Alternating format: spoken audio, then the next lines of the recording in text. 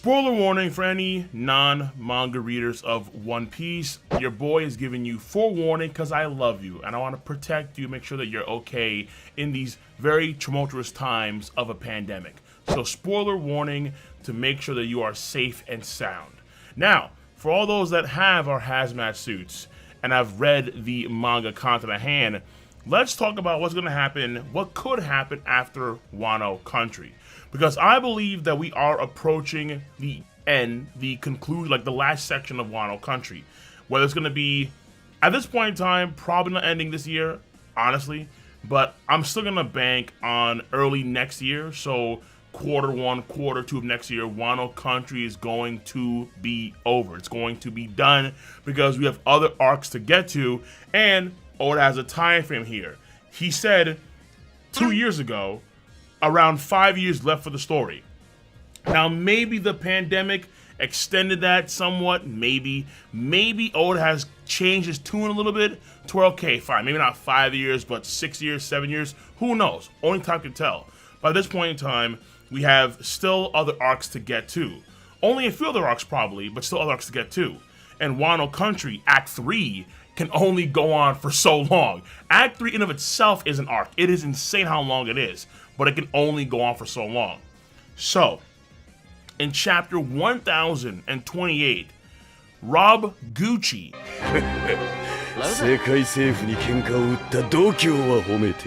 Rob Lucci, my boy, is like, yo, we have to get Nico Robin.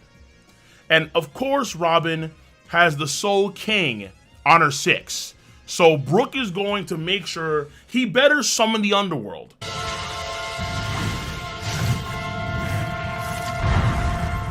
Like, he better be Alucard. He better actually, like Sung Jinwoo, summon the underworld and defend Robin at all costs. Robin must be protected. Protect with 2 C's. Protect Robin. Please. Please! However, it gets your boy thinking. Okay, timeout. If Robin is captured, which is unlikely to be honest, given what has been happening in the course of this arc, given what she said to Nekomamushi and Zoe about her having good, reliable crewmates that can actually like protect her when she needed, it's very unlikely that she's going to get captured. Fair enough, I understand that. But think about it. If Robin were to get captured, what happens to the story from here on out? After Wano Country, I see for the most part 2 major possibilities on where we go. Number 1 is a very obvious choice. Elbaf. Elbaf is probably the arc I myself personally have been hyped for like the most, honestly. Ever since Little Garden, ever since Dorian Brogy and Usopp and all the shenanigans going on there, I was hyped for Elbaf. I was ready. I was ready. And Elbaf being probably, safe bet, the location of the last Roponeglyph, and then from there we go over to Laugh Tale, and then from there we have the Void Century stuff, and then we have the Final War. So it all kind of ties in nicely. And Elbaf is gonna be Usopp's arc. We all know it's gonna be disgusting. The way I see personally is that so far in the post time skip, a lot of the major arcs after Dressrosa have East Blue Straw Hats that are the secondary main characters of said arc. So for example, Whole Cake Island, Totolan, the second most important Straw Hat is Sanji. In Wano Country, the second most important Straw Hat is Zoro. In Elbaf, it would be Usopp. And you can kind of argue, I'm gonna say kind of, you can kind of argue that Nami is the second most important Straw Hat in Zoe. I think that is something you can argue, but it's not necessarily like a clear-cut thing. That being said though, Usopp should really take the limelight in a big way. And I have been dying for Elbaf and the Usopp greatest. I really have been. However, I'm okay with holding off Elbaf for the next option on what could be going down after Wano Country. Because this to me, I think, it's a very important thing, I think, for the Revolutionary Army. When you think about the idea of going to Elbaf, then let's say Laugh Tale. After Laugh Tale, we get a lot of the Void Century stuff, and then we have the Final War. Where does the Revolutionary Army fit in all of this? They are one of the most underutilized components of the story, if not the. Wait. Okay, well, that's not true, because you have bounty hunters, and bounty hunters... Trash! We've never really seen bounty hunters do... like anything ever. Except for that one guy in Dressrosa, the guy with the cactus head, who was throwing all these weapons at Luffy. That was like the last bounty hunter we ever got, honestly. So whatever. Bounty hunters, trash. No one cares about them. But the Rev are not trash. The Rev are a major force of power in the world of One Piece. Doflamingo himself even noted to them being one of the vying powers for the Throne Wars, the Revolutionary Army, and yet they are hyper underutilized in the story. And when you think about the idea of Elbaf, Laugh Tale, Final War, and so on, the Revolutionary Army, the only real way they have substance that ties into the main characters is, at this point in time, probably during the Final War. So the only time they're ever going to actually be major players that are involved directly with the Straw Hats is going to be during the Final War? That kind of gives me Naruto 4th Great Ninja War vibes, and those aren't good vibes. They're not good vibes for the most part. Sasuke? I do not believe that the Rev should only be a major factor and involved with the Straw Hats in a major way up until the Final War of One Piece. Elbaf and the Rev sounds a little bit weird, honest to God. And in Rafter, I have no idea how that could work. And there is a possibility that, let's say before the Final War, we do have a time skip of sorts, where we cross the entire globe. We accomplish a dream or two, because Robin's dream should be accomplished by the time we get to Raftel, obviously. Brook's dream, like let's say we meet Laboon, that'll be accomplished. Potentially, we have Zoro defeating Mihawk during this period of time as well. I want to see like 3 or 4 or 5 chapters of nothing but Zoro versus Mihawk. That'll be dope as all hell. So during this point in time, in this time skip, like in this pre-Final War, we could actually do a lot of different things, and then the Rev could be involved in this. That is very possible. That is very possible. But I want to give the Rev a lot more substance. I want to make them a major focus point, and very, very soon. What if, before we go to Elbaf, whether it's through Robin being captured or Luffy finding out because the world government's here, what if, earnestly so, we make a massive detour and we try and deal with the Sabo situation immediately? Immediately. Considering what's going on with Sabo right now, it's probably not a good thing for Sabo. A lot of folks would guess that Sabo got captured, and I think it's very possible. I think it's very, very possible that he got captured. And he got framed for killing King Cobra, and then various other things as well. Luffy is not going to have another brother die on him. That's not happening, period. And whether Robin gets captured or they find out secondhand through, let's say, some Cypherpole agent, CP0, CP, whoever the hell is here, in like the ships, they find out somehow, some way, what is going on after Wano Country, come down to Wano Country, and then Luffy's like, you know what, this has to happen now. This has to happen now, because I'm not going to let Sabo die. No way in hell. Now, maybe it could be Oda setting up Sabo's whole situation for the Final War, where, because a lot of times in a lot of arcs, there is this overall grandiose danger. Like, think of the bomb in Alabasta, think of the Noah arc, think of the birdcage, think of Onigashima now. There's always some greater grandiose threat, and then Sabo could be involved in this greater grandiose threat for the Final War. Maybe. But I would much rather we do this now, because after Wano Country, what I want to see happen is the Grand Fleet play a major, major role. The major role that they were hinted of playing in at the end of Dressrosa in chapter 800, when the narrator states, and I quote, "After this moment, they will each grow in power until they eventually cause a great incident of historic proportions. But for the moment, that is a story no one yet knows about."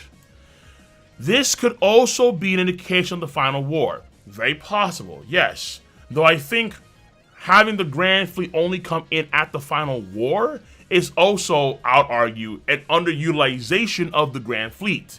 And I think right now in Wano Country, it's too late for them to come into the fray at this point in time. I would personally argue. So what if we actually deviate to the Holy Land, and we actually try and save Sabo. We raid the Holy Land, Fisher Tiger style. We raid the Holy Land with the actual Grand Fleet in tow. Leo and Sai, they were there. They would know what's what. And with Luffy's own forces, his own men, he would actually storm the Holy Land and save Sabo. Now again, whether Robin gets captured or not, probably not. I think it's very unlikely that she gets captured. But Luffy can hear about what happened to Sabo. That just how at the end of the bark, Lola mentioned the river card about Ace and how that was fading away, and then there was a hint, okay, something's going on with Ace, that's a bad sign. If this happens now, even though Luffy at times, a lot of times is smooth brain, no. This time, we are going to Sabo no matter what. He will not make that mistake twice. Absolutely not. Arigato! Now, the Stride Grand Fleet plays a role in this in a big way, of course. But also, this would be a great chance for Oda to have other major characters play a role directly with the Strides and Luffy. In particular, I'm thinking about Amazon Lily. Because we all know that based on the time on the story, a few weeks ago, the Shichibukai system was completely abolished. And the Shichibukai were being attacked by the Marines. Mihawk, Buggy, Weevil, and Boa Hancock and Amazon Lily. And that should have been a full-scale war between the Amazonians and the Navy. Now, I don't think Boa Hancock got captured. But the Tenryubito mark of her and her sisters, I think, should play a role absolutely in the story. It's been there for a minute, and I think that resurfacing in a big way, knowing how the Tenryubito in so many ways are the antithesis of who Luffy is as an individual. It wouldn't surprise me at all that Boa Hancock needed help from Luffy to, let's say, save her sisters who were captured. And shout outs to Bensei-sama on YouTube and on Twitter, because this idea came from him and I like it a lot. I like it a lot. Like a lot. The idea of the Boa sisters getting captured, and then Boa Hancock would need help from Luffy, who just so happens to coordinate appropriately because he wants to go and save Sabo. And then this is how you have the Rev and Ivankov and mainly Monkey D. Dragon play a major role in the very near future along with the Stride Grand Fleet. And this could then segue very nicely to the final war, because now when the Rev play their role in the final war, which they probably will, there's a lot more substance in the background for that. Rather than it all existing in the final war. Or it's pre-final war, like during a time skip, completing the voyage around the world and so on, and then we go, no. We have a whole arc, a major arc for that. Now how long would it be? I'm not too sure. Probably not that long, given Oda's time frame, but it still is a very, very dope idea, I think, to kind of deviate and give the Rev, like an earnest to goodness arc of giving the Rev the spotlight that they need, rather than hopefully getting it before the final war and or during the final war, and that's all we get from the Rev. That's what I'd hope for. This, of course, means that Elbaf will probably not be as long as I'd like it to be, of course. But at the same time, I have faith in Oda that Elbaf will be damn good, regardless of what happens there. I'm hoping that that's where Big Mom and Luffy do fight one-on-one, because at this point in time, I don't think that she's going to go down this arc. I personally don't. I could be wrong, and if I'm wrong, I have a lot of questions. Oda. And there's one last thing, too. Another reason why I like this idea a lot is because I never forgot this, because it stuck in my mind. Almost 3 years ago, in 2018, during Jump Festa, there was a promo picture for a One Piece game that was coming out. One Piece Game Dawn. Now, the actual game itself was One Piece World Seeker. But in the promo piece, I never forgot that we see the Holy Land, and it's completely on fire, and there was a shadowy figure watching the Holy Land burn. That has always stuck in my mind for years, because I've always wanted to see something like that. Of course, it could be the final war. Like maybe the final war, the main battleground is the Holy Land. That's very possible. That's very possible, of course. But if it could happen sooner rather than later, if this could be in some way representative of an actual arc, and the shadowy figure is Dragon or something, I mean, again, this is for a video game.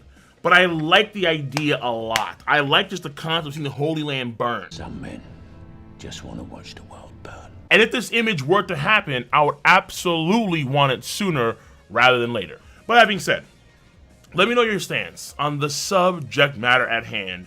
Is it possible that we deviate before Elbaf? I'm down for the cause, absolutely. Because the Rev, they need their love. They need it. They need it. And in doing so, this also gives us a little more hints too as to what could be going on with Emu and the Gorosei, the true nature of things that Dragon, at least what he would understand before we go to Elbaf and then finally Laughtale, where we get the full story. Once again, let me know your stance on the subject matter at hand. I'm gonna see you cats on the flip side. You cats, be easy, take care, have a nice one.